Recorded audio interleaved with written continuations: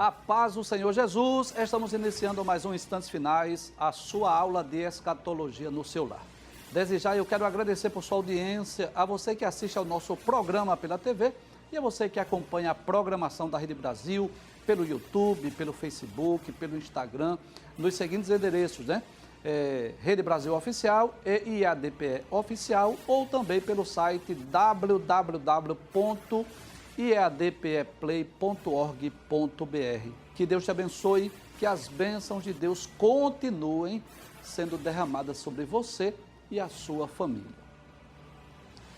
Se você deseja entrar em contato conosco, anote aí o WhatsApp do programa, o prefixo é 81 e o número é o 99491-2293, mas você não precisa enviar mensagem agora, porque sua mensagem não será lida hoje, nem a sua pergunta será respondida hoje no programa. Hoje estaremos lendo mensagens e respondendo perguntas que foram enviadas desde a semana passada.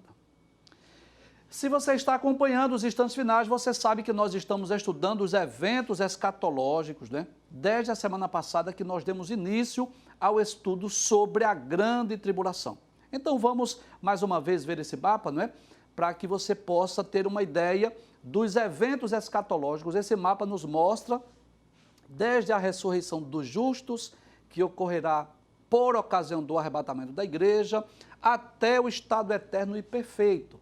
E nosso objetivo é comentar todos esses eventos, claro, trazendo de uma linguagem muito simples para que você possa compreender melhor o assunto. No programa anterior, nós estudamos uma profecia lá de Mateus, capítulo 24, versículos 15 a 22, onde nós lemos o que foi que Jesus falou acerca desse período chamado de grande tribulação. Nós lemos esses versículos, explicamos versículo por versículo, dos versículos 15 a 22 do capítulo 24 de Mateus, onde está o sermão profético. Hoje nós vamos estudar o que é a grande tribulação. Vamos definir e vamos ver como é que a Bíblia descreve, quais são os termos que a Bíblia descreve esse período denominado de grande tribulação. Mas antes disso, nós gostaríamos de voltar ao mapa para que você possa ver neste mapa qual é a ocasião em que será realizada a grande tribulação. Então, muito bem, você vai perceber aqui acima, tá certo? Está representando as almas dos justos que estão lá no paraíso, e esses aqui representam os salvos que estão na terra. Então, o que é que vai ocorrer na ocasião do arrebatamento da igreja? Dois eventos são simultâneos. Quais são? A ressurreição dos justos e o arrebatamento da igreja. Vamos ver? Então, por ocasião desses dois eventos, os justos vão descer à terra, hão de ressuscitar, vão se unir com os salvos que estiverem na terra e ambos os grupos serão arrebatados. Para onde nós iremos após o arrebatamento da igreja? Nós iremos para o tribunal de Cristo, que será o tribunal para a entrega dos galardões. Depois nós iremos para onde? Nós iremos para as bodas do Cordeiro, a festa de casamento, a união mística entre Cristo e a sua noiva, que é a igreja. É bom lembrar que isso é o que estará ocorrendo nos céus, né? Agora, a pergunta é, e aqueles que não foram arrebatados? Aqueles que não fazem parte da igreja? O que ocorrerá com eles? O que é que ocorrerá na terra durante esse período? É exatamente aí que vai ocorrer o período sombrio da grande tribulação. Mais um toque, por favor.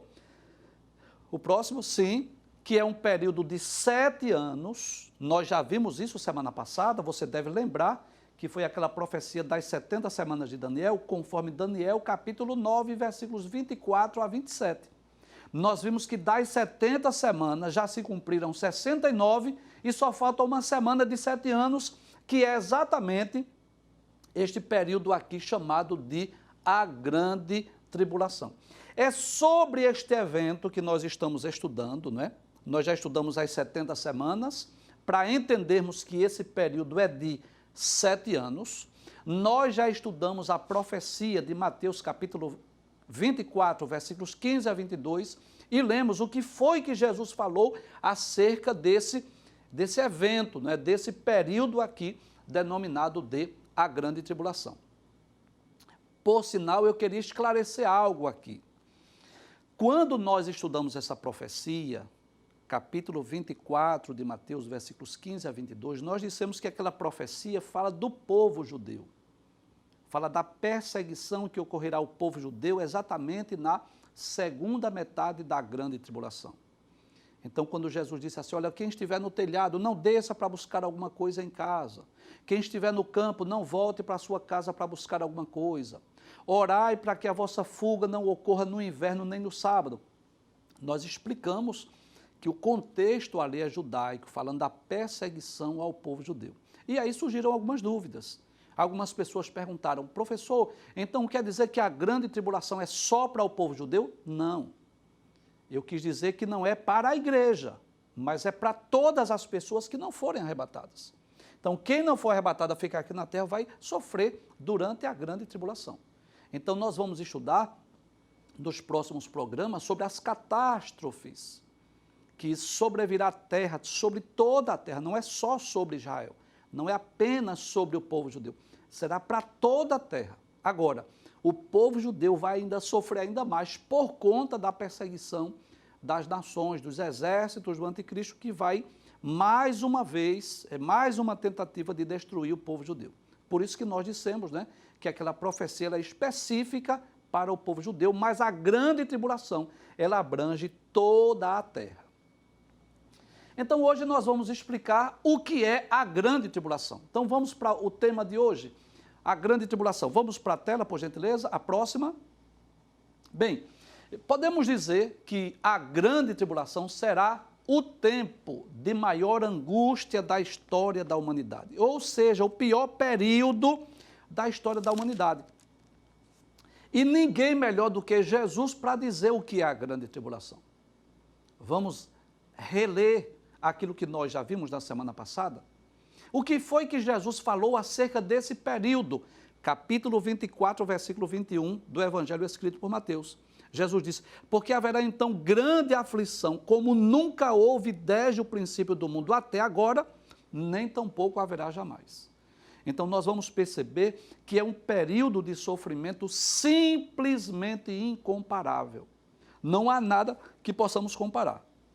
Nem mesmo as duas grandes guerras mundiais que já ocorreu no passado pode ser comparada ao período sombrio da grande tribulação. Será um período de muita angústia, de muita tristeza, de muito sofrimento, de muitas tribulações. As hostes demoníacas infernais irão atuar na terra como nunca atuaram.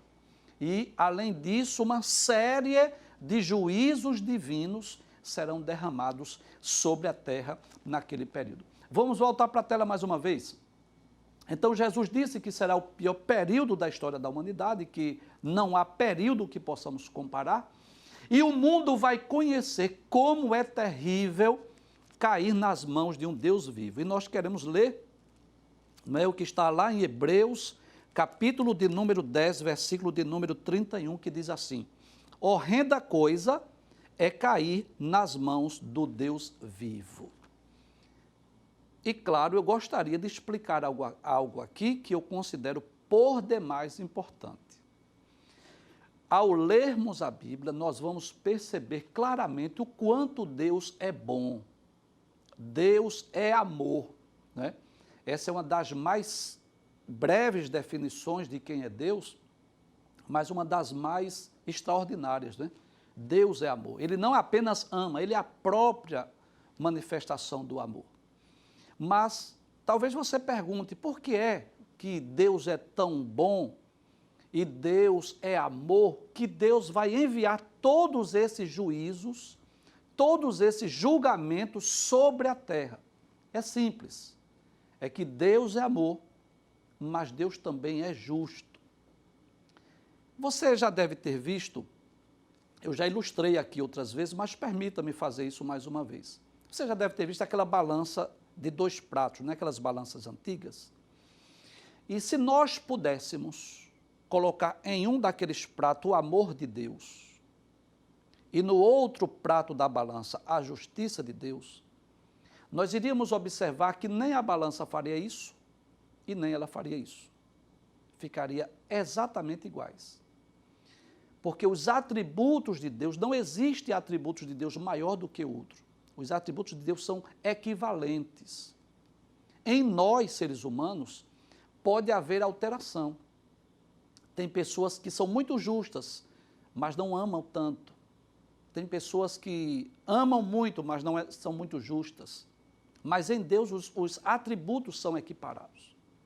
Então, vamos falar do amor de Deus? Vamos. Então veja o amor de Deus, a bondade de Deus, a misericórdia de Deus. Primeiro, em nos criar a sua imagem e semelhança. Deus é tão bom que nos criou a sua própria imagem e semelhança. Quando Deus foi criar o homem, Deus disse assim, façamos o homem à nossa imagem, conforme a nossa semelhança. Quer ver a bondade de Deus? O fato de Deus relacionar-se conosco, com a criatura. Em Gênesis capítulo 3, versículo 8, diz que Deus vinha conversar com o casal. Deus vinha conversar com o homem. Deus se manifestou, se revelou, se fez conhecido aos seres humanos. Quer ver o amor de Deus? Deus criou a terra e supriu o homem de todas as suas necessidades. Então, na própria terra, o homem tem o seu alimento, a sua água, o seu trabalho, o oxigênio que ele precisa. Enfim, Deus não criou o homem para depois suprir as suas necessidades. Não, Deus, antes mesmo que o homem existisse, Deus já proveu tudo aquilo que o homem necessitava. Aí eu sempre faço essa ilustração, né? Assim como uma mãe que prepara o enxoval antes do filho nascer, assim foi Deus. Deus preparou todo o cenário, todo o ambiente para que quando o homem fosse criado já está tudo pronto. Já está tudo criado aqui. Quer ver o amor de Deus? Quando o homem pecou, quando o homem rebelou-se, quando o homem separou-se de Deus, destituiu-se da sua glória, Deus não o abandonou. E Jesus disse, né, que Deus amou o mundo de tal maneira que deu o seu Filho unigênito para que todo aquele que nele crê não pereça, mas tenha a vida eterna. A maior demonstração do amor de Deus foi ele ter enviado Jesus para morrer por nós, para vir a este mundo morrer pelos nossos pecados. Mas não só isso, não para por aí. O amor de Deus é tão grande que aqueles que receberem Jesus como seu Salvador pessoal, Deus vai levá-los para morar com ele. Você já parou para pensar nisso? Nesse privilégio, quando nós lemos em Apocalipse capítulo 21, versículos 1 a 3, que nós vamos comentar mais adiante, o texto diz, eis aqui o tabernáculo de Deus com os homens, pois com eles habitará. Veja que privilégio. Nós vamos ser levados ao céu para morar com Deus. Estas são algumas das muitas demonstrações do amor de Deus. Agora, este Deus que é amor, que é bondade, que é misericórdia, é um Deus justo, que quando há a necessidade de punir e castigar, ele não deixa de fazer isso. E a Bíblia está repleta de manifestações do juízo divino. E você conhece algumas delas. Então eu poderia falar do dilúvio. Por que é que Deus destruiu aquela população, aquela geração antediluviana? Lendo a Bíblia, você vai ver em Gênesis capítulo 6, versículo 5, que toda a imaginação dos pensamentos do coração do homem era só má continuamente. Então é como se a maldade do homem chegasse no limite que Deus dissesse assim, bem, eu agora vou ter que punir, eu vou ter que castigar. Outra manifestação do juízo divino, a destruição das cidades de Sodoma e Gomorra. Em Gênesis capítulo 13, versículo 13, diz que eram grandes pecadores, os sodomitas. Então, mesmo tendo um justo ali, o justo Ló, que estava ali naquela cidade, falando do juízo divino, mesmo assim, os sodomitas não se arrependeram. Eles eram tão pecadores que Deus mandou 2 mensageiros lá, 2 seres angelicais, só que os anjos não foram para lá de vestes brancas, de auréola ou de asas, não. Eles foram como seres humanos, é uma característica dos seres angelicais. Eles podem tomar forma humana. Então, chegaram os 2 mensageiros de Deus, E Deus havia prometido a Abraão que se tivesse 10 justos lá, ele não destruiria as cidades. E sabe o que foi que aconteceu quando eles chegaram lá? Você sabe disso. Os sodomitas quiseram ter relações sexuais com os 2 mensageiros que Deus mandou. Então eles eram grandes pecadores. O que foi que Deus fez? Deus destruiu as cidades de Sodoma e Gomorra. Então a justiça de Deus exige isso, que os justos sejam recompensados e os pecadores sejam punidos. Aí você imagina, por exemplo, vamos pensar na nossa sociedade, só para você entender a necessidade da justiça divina. Imagine a nossa sociedade, mesmo tendo polícia, mesmo tendo delegacia, polícia civil e militar, mesmo tendo presídios, mesmo tendo os tribunais aí, as varas criminais, mesmo assim existe violência, sim ou não? Mesmo assim existe assalto, sequestro, sim ou não? Existe tráfico de drogas. Agora eu pergunto, imagine se não houvesse polícia, se não tivesse delegacia, se não tivesse presídio, como estaria a nossa sociedade? Muito pior, você concorda comigo? Então, se Deus não exercesse juízo, imagine, por exemplo, se Deus não tivesse destruído a terra lá na geração antediluviana. Se Deus não tivesse punido Sodoma e Gomorra, eu pergunto, como estaria o mundo hoje? Muito pior, você concorda comigo? Então, a justiça de Deus exige isso. Então, nós vivemos numa época em que o pecado tem proliferado, tem atingido praticamente todas as esferas da sociedade, a maldade, a corrupção, né? Tantos pecados. E a justiça de Deus exige isso. Então, vai chegar um momento de Deus exercer juízo. E que momento é esse? São 2 momentos que Deus vai manifestar a sua ira, em 2 ocasiões distintas. Primeiro, através da grande tribulação, que nós vamos ver em próximos programas, ainda esta semana, que por incrível que pareça, a grande tribulação não é só para punir. Deus estará dando aos homens a oportunidade de arrependimento, por incrível que pareça. A grande tribulação também tem o objetivo de levar os homens ao arrependimento, você vai estudar isso essa semana. Mas Deus vai punir durante a grande tribulação e vai punir os homens definitivamente ou infinitamente lá quando lançá-los no lago de fogo. Agora, é claro, Deus provê um escape, Deus provê uma salvação para os justos, né? Então, a grande tribulação é o período da ira de Deus sobre a humanidade, porque a justiça de Deus exige que os ímpios sejam castigados, que os ímpios sejam punidos. Então, vamos voltar para a nossa tela. Então, nós vimos aí Hebreus 10 e 31, horrenda coisa é cair nas mãos do Deus vivo, né? É quando o homem experimenta o juízo divino. Então, durante esse período, que período? Os 7 anos de tribulação, o que é que vai acontecer? Os homens vão desmaiar de pavor. Vamos ver Lucas, capítulo 21, versículo de número 26, que também é o sermão profético, né? Dessa vez escrito por Lucas. Lucas, capítulo 1, versículo 26, mas também são palavras de Jesus. Deixa eu ler o versículo 25 também. Diz, haverá sinais no sol e na lua e nas estrelas, tudo isso durante a grande tribulação, nós vamos estudar essa semana, e na terra, angústia das nações, em perplexidade pelo bramido do mar e das ondas. Tudo isso vai ocorrer durante a grande tribulação. Homens desmaiando de terror, na expectação das coisas que sobrevirão ao mundo, porquanto os poderes do céu serão abalados. Então, veja que os homens vão estar desmaiando de pavor com as coisas que estarão ocorrendo na terra durante a grande tribulação. Nós vamos estudar essa semana sobre a abertura dos selos, sobre o toque das trombetas, sobre o derramamento dos cálices da ira de Deus. Coisas terríveis irão acontecer na terra durante esses 7 anos de tribulação. Vamos ver ainda lá em Marcos, em Marcos, diz que os homens vão morder a língua de dor e as potências do céu serão abaladas. Marcos capítulo 13, versículo de número 25, são 2 textos que nós queremos ler, Marcos 13, 25, que também faz parte do sermão profético, né? Onde a palavra de Deus diz, e as estrelas cairão do céu, e as forças que estão nos céus serão abaladas.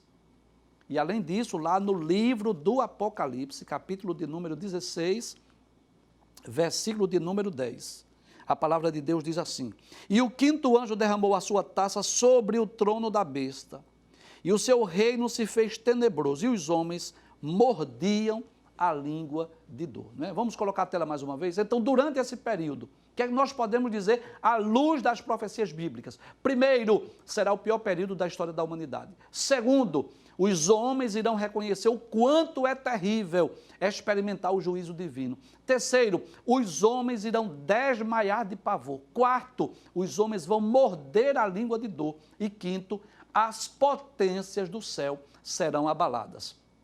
Então, são coisas, são eventos, são fenômenos que ocorrerão na Terra.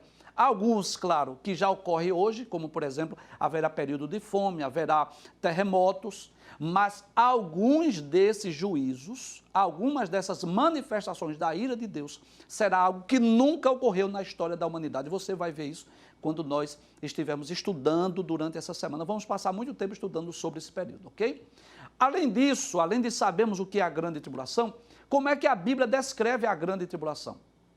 Então, pelo menos 5 temas ou títulos diferentes são dados a esse período. Primeiro, a grande tribulação, como nós podemos ver em Apocalipse capítulo 7, versículos 9 a 14. Você vai perceber quando você ler esse texto aqui, em breve nós vamos comentar o Apocalipse versículo por versículo. Então você vai perceber que João viu aqui uma grande multidão, lá no versículo 9, né? Que ninguém podia contar, de todas as nações, tribos, povos e línguas, que estavam lá no céu, diante do trono, diante do Cordeiro, vestindo vestes brancas. E um dos anciãos perguntou a João: estes que estão vestidos de vestes brancas, quem são e de onde vieram? E ele não sabia dizer. João disse: tu sabes.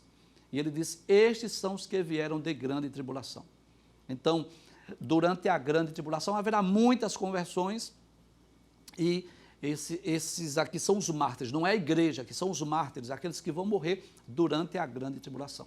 Então, lá em Apocalipse capítulo 7, versículo 14, o título desse período é exatamente isso, grande tribulação, como Apocalipse 7, 14. Mas também ele é chamado do tempo da angústia de Jacó, Jeremias capítulo de número 30, versículo de número 7. Por que tempo da angústia de Jacó? Porque será o período, eu já expliquei isso aqui, que Deus estará tratando com o povo judeu. É claro que a grande tribulação envolve o mundo inteiro, mas há um propósito de Deus de tratar especificamente com o seu povo. Lembra da profecia das 70 semanas? Para quem era aquela profecia? Lembra disso? 70 semanas estão destinadas sobre o teu povo. Quem é o povo? O povo judeu. E a tua cidade, que é a cidade de Jerusalém. Quantas já se cumpriram? 69, só falta uma. Então, Deus estará trazendo um tratamento especial com o povo judeu. Então, lá em Jeremias, capítulo 30, versículo 7, diz: porque aquele dia é tão grande que não houve outro semelhante. Veja que coisa interessante. Não dá para comparar com nenhum período da história da humanidade. É o tempo da angústia para Jacó, ele, porém, será salvo dela. Quando diz será salvo dela, não é que estará livre da grande tribulação. Não, é que não será destruída. A nação não será destruída. Esse é o sentido. Também é chamado de o dia do Senhor. Lá em Sofonias, capítulo de número 1, Obadias, não, Abacuque, Sofonias. Né? Sofonias, depois de Abacuque. Capítulo 1, falei alto agora, não foi? Só para memorizar onde estava. Capítulo 1, versículo 14. O grande dia do Senhor está perto. Eu quero só lhe dizer, deixa eu dizer aqui, por favor. Quando nós lemos o dia do Senhor na Bíblia, pode ter várias aplicações. Pode referir-se à grande tribulação, pode referir-se à vinda de Jesus, pode referir-se a um juízo imediato, tá certo? Mas aqui nesse texto, aqui, 1:14 de Sofonias, diz: o grande dia do Senhor está perto, e se apressa muito a voz do dia do Senhor. Amargamente clamará ali o homem poderoso. Aí ele vai explicar como é esse dia. Versículo 15, né? Dia de indignação, dia de angústia, dia de ânsia, de alvoroço, de desolação, dia de trevas, de escuridão, dia de nuvens e densas trevas, dia de trombeta, de alarido contra as cidades fortes e contra as torres altas. Então isso aqui é uma aplicação também do período da grande tribulação. O que mais? O dia da ira do Cordeiro, lá em Apocalipse, capítulo 6, versículo de número 17. Nós vamos estudar esse texto mais adiante, não é? Mas deixa eu ler aqui Deixa eu ler aqui a partir do versículo de número 14. Os céus retirou-se como livro que se enrola. Todos os montes e ilhas foram removidos do seu lugar. Já imaginou? Todos os montes e ilhas serem removidos do seu lugar? Isso vai acontecer. Os reis da terra, os grandes e os ricos e os tribunos e os poderosos e todo o servo e todo livre se esconderam nas cavernas e nas rochas das montanhas. E diziam aos montes e rochedos: caí sobre nós e escondei-nos do rosto daquele que está sentado sobre o trono e da ira do Cordeiro. Porque é vindo o grande dia da sua ira, e quem poderá subsistir? Então, um dos títulos desse período, chamado de grande tribulação, é o dia da ira do Cordeiro. É o dia em que Cristo estará exercendo juízo ou julgamento sobre os pecadores.